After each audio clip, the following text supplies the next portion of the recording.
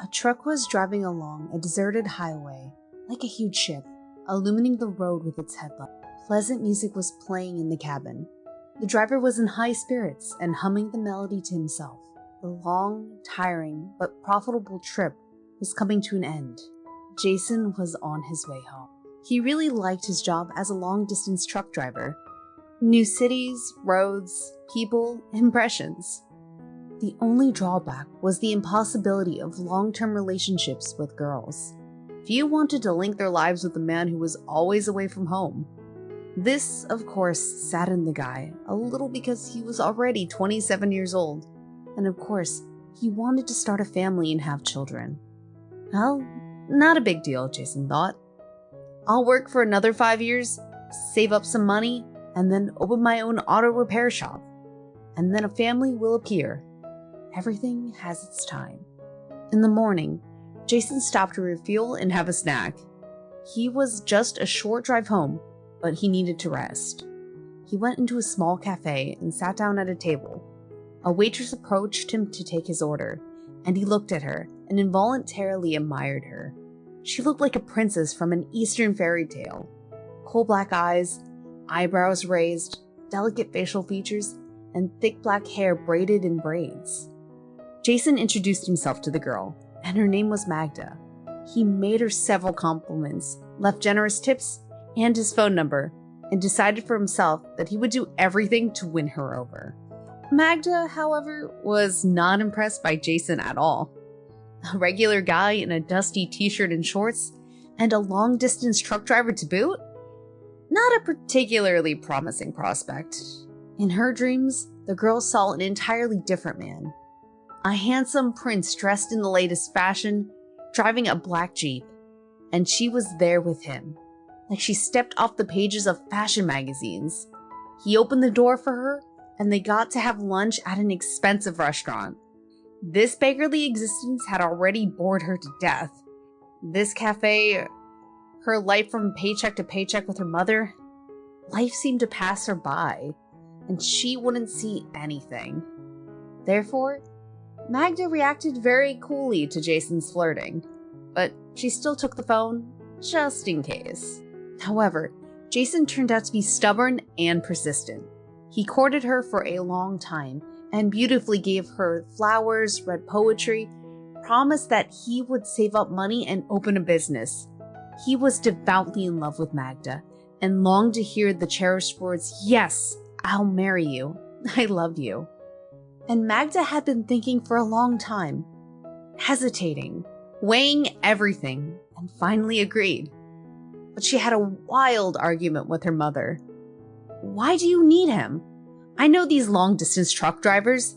They have a family and a child in every state. But what kind of nomadic life is that? Wake up, you're such a beauty. You will definitely find a better match." However, Magda only got angry with her mother. "Mom, do you know that I'm already 25 years old?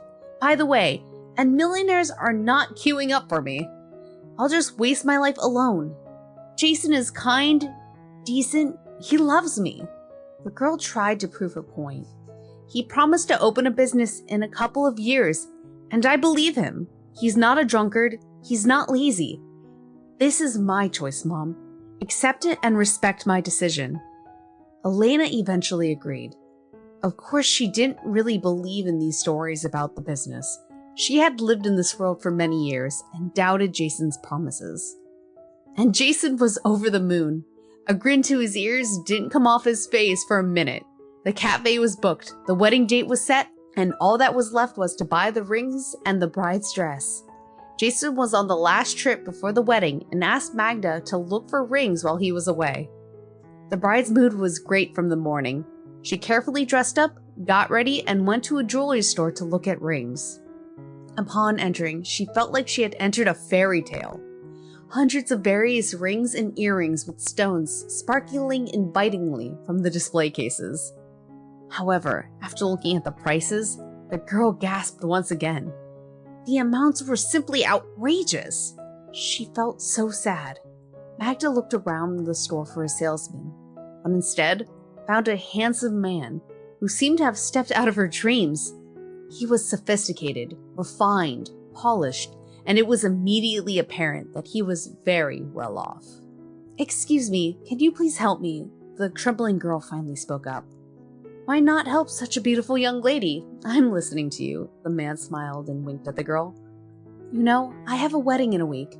I would like to pick out rings, but the problem is that our budget is somewhat limited." Magda stumbled and blushed sadly. "I understand you. I'll show you the appropriate options at a discount. And would you like to have a coffee and discuss everything? We'll have a sale soon," the man suggested and smiled meaningfully. Millions of butterflies fluttered in Magda's stomach. The man's name was Mario, and he and his mother had a network of jewelry stores throughout the city. Fortunately for Magda, he accidentally ended up behind the counter in this store. The saleswoman got sick, and he had to replace her. Mario gave Magda his business card, told her to call him anytime, and gifted her with a long, intriguing look. Magda thought about Mario all night. Thoughts of possible intimacy with him burned inside her.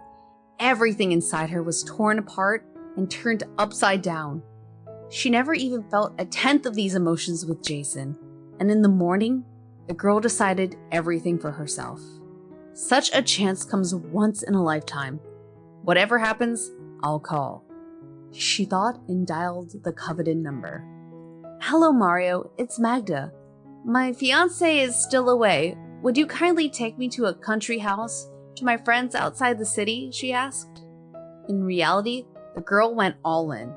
Of course, there was no country house or friends. Instead, there was a passionate love affair right in the car at the forest glade. Mario turned out to be a stunning lover, and Magda never experienced such intense feelings at the peak of bliss before. A week passed like a moment. Magda and Mario were consumed by passionate love passions. The girl, of course, tormented her conscience. She feverishly thought about how to get out of the situation and what to do with Jason. And the wedding. How to tell him everything. But she knew for sure there would be no wedding. On the day of Jason's arrival, Magda had already taken all of her belongings from his apartment and couldn't think of anything better than leaving him a note. "Jason, there will be no wedding. I met and fell in love with another man. Forgive me and try to understand." Upon coming home and learning the news, Jason was overcome with grief. He refused to believe in such treacherous betrayal. He tried to call Magda, pounded the doorsteps of her house, but she refused to get in touch and did not pick up the phone. One day, Jason was waiting for her outside of her workplace in the hopes of finally understanding why she had humiliated him. Suddenly, he saw Magda come out of the cafe and was about to approach her, but a luxurious car pulled up. Magda got in, passionately kissed her companion, and they drove off, laughing merrily. Jason silently got into his car and went home. A few days later, he embarked on a distant journey to the other end of the country. He hoped that the long road trip would help him forget and save him from the sadness and pain of a betrayed love. Meanwhile, Magda was living life to the fullest. She frequented expensive restaurants, yacht clubs, wore luxurious dresses, and indulged in a sea of passion. She felt like a queen. "Finally, all my dreams have come true," she thought to herself more than once. Her mother was thrilled for her daughter. "Thank God you came to your senses and left your poor Jason. I'm so happy for you, my dear. Mario will marry you, and you'll live your life like a queen," she exclaimed. But Mario's parents did not approve of the relationship and constantly reprimanded him. "Mario, you're not 16 years old. You had your fun with that girl, and that's enough. Don't you even think about marrying that gold digger. You won't get a penny. I'll make sure of it," his father scolded him. Mario just waved it off. "Oh, Dad, stop it. I'm not crazy enough to ruin my life because of some sentimental girl. I'll have some more fun. Calm down," he laughed. However, without asking anyone, fate took an unexpected sharp turn. One night, Magda and Mario were driving back from the club, kissing as usual, and got into a terrible accident. Magda woke up in the traumatology ward with her legs in traction, her arm in a cast, and her head throbbing with pain. The diagnosis? A broken hip. Mario suffered much less. only with a bruised rib and a small wound. He was stitched up and sent home to recover. But before Magda, difficult times had come. She needed a complicated operation and had spent a month in the hospital. She was still hoping that the door would open and her beloved Mario would come in, hugging her like a little girl and feel sorry for her. And most importantly, pay for her treatment. But instead, Mario's mother burst into the ward like a fury. "You've gone too far. You almost killed my son. What if my son would have died? It's all because of you," the enraged woman scolded Magda. "What are you speaking about? I love him. I'm going to marry him," Magda defended herself.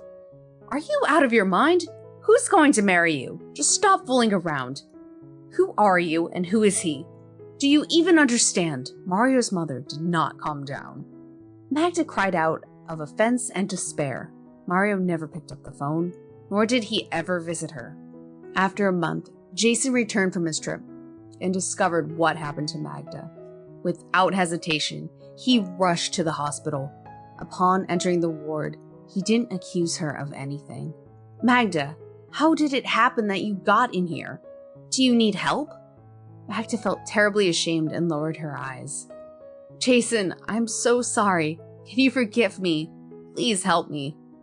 Jason began visiting her at the hospital and paid for her treatment. He visited her at home every day, brought her delicious hot food, and brewed rosehip tea in a thermos with love, hoping Magda would recover more quickly. His friends teased him. "Are you crazy, Jason? She humiliated you, and you're bringing her pies? You'll regret it." Jason understood it intellectually, of course, but he couldn't shake the love he felt for Magda from his heart. When they were together, watching a movie or taking a walk in the autumn park, his heart sang with happiness. Thanks to Jason's care and attention, Magda recovered in 3 months.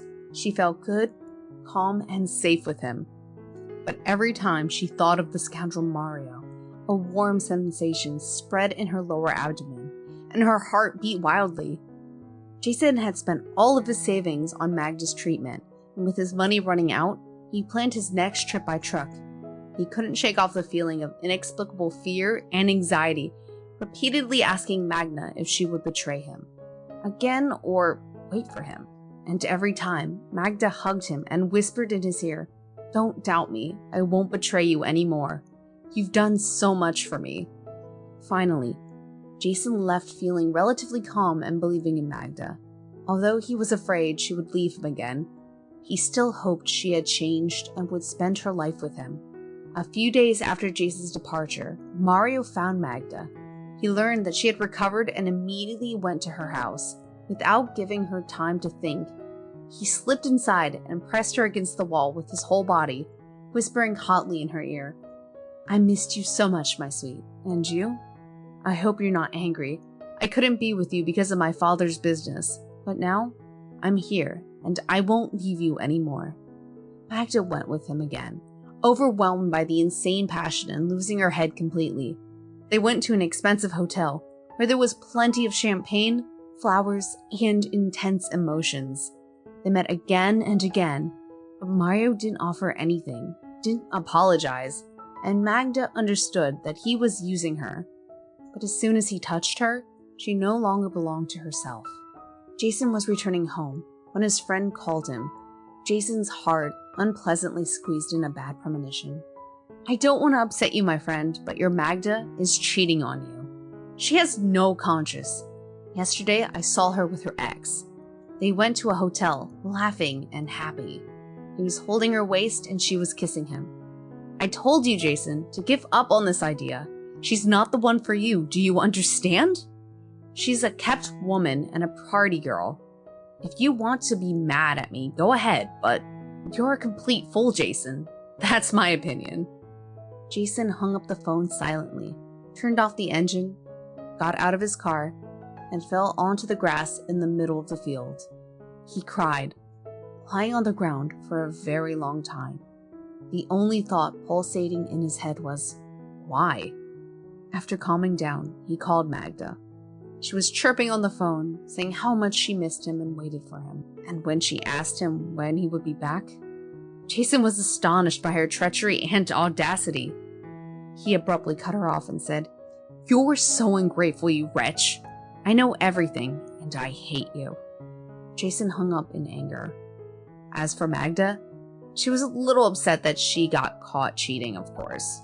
She understood that Mario could leave her again, but Jason, the simpleton, would do anything she wanted. However, she didn't know how to make long-term plans. She was living at the moment, and today was good with Mario. What will happen tomorrow will happen tomorrow. What if Mario marries me? Who knows what the future holds? I am beautiful, and there are all the chances to become Mario's wife. I just have to please his parents, and that it is only a matter of time, thought Magda to herself. Meanwhile, after that bad conversation, Jason continued driving home from his trip. He calmed down a bit and tried to keep himself together. After all, the road is no joke, and nervousness could lead to accidents. When he was about 70 kilometers away from home, Jason noticed a woman on the side of the road. She was hitchhiking. The cars were flying by on the highway without noticing her or stopping. It was getting dark outside. The sky was cloudy and the storm was brewing. Jason felt sorry for the woman and decided to give her a ride, even though he usually never picked up hitchhikers. They started talking. The girl's name was Frances. She was on her way home from work and lived in the suburbs with her elderly father and 7-year-old son.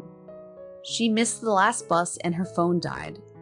As luck would have it, Frances was worried that her father would be concerned if she didn't return by evening, and he had a weak heart, so who knows what could happen. Jason looked at the woman. She wasn't a beauty. She was simple and modest, a so-called gray mouse. But her open gaze and big sensual lips made her adorable. Sorry for the question, but that about the father of your child, Jason asked. Father? No, traitor. All men are the same. He professed his love, promised to marry me, and then he found himself a richer girl. When he found out I was pregnant, he came back and begged for forgiveness, saying he'd love me and our son, but instead, he cheated left and right.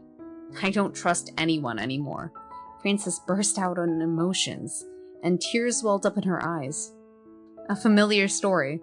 I just found out about another betrayal recently, and this is after everything I've done for my girlfriend. Well, then let's be friends. We have something to talk about.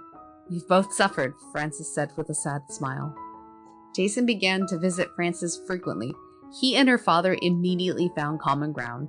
Frances's 7-year-old son was thrilled with Jason and his huge car, always asking to ride with him. Jason helped the family with their household chores, repairing the porch and fixing the roof. Frances turned out to be an excellent homemaker, cooking delicious dishes and baking fragrant buns. Jason felt welcome here. They awaited his arrival, sent him off, and greeted him with love. Gradually, he became close with Frances, and they started to live as one big friendly family. A year later, they had a beautiful daughter named Holly. Jason decided to sell his apartment and open an auto repair shop to be close to his family. On his way to the notary to finalize the documents, he looked into the cafe where he once met Magda. With a nostalgic ache, he ordered coffee and sat down at a table. A cleaning lady was working between the tables. She was unkempt, with obvious signs of alcohol abuse on her face. Something about her seemed familiar to Jason, and he desperately tried to remember. Looking closer, he gasped. It's Magda! Oh my god, what happened to her? Jason was amazed, remembering how attractive she used to be. Unable to resist, the man called out to her, Magda, is that you? The woman looked dissatisfied, turned around, and her face distorted with anger and shame. It's me, who else? She grumbled angrily and ran out of the cafe. After asking the waiter, Jason learned of her sad fate. Mario forced her to have an abortion, but it had bad consequences, and now she was permanently childless. Then he left her because his parents found him a suitable match from high society. Magda started to drink down her sorrow, went downhill, and ended up as a cleaning lady. But they hired her more out of pity. Jason was unpleasantly stunned because despite Magda's betrayal, he had never wished her such a fate. And now, he even felt a little sorry for her. But who's to blame for her fate? She chose it herself. She gave up a loving and faithful man for base animal instincts and money. A wave of love and gratitude towards Frances suddenly overwhelmed him. He approached her, hugged her gently, and said, "Thank you for everything, my dear. You are my happiness." Only now did he realize that false declarations of love and Shakespearean passions were not so important in relationships. And you should not love a woman for her beauty. You should appreciate her loyalty, devotion, and decency.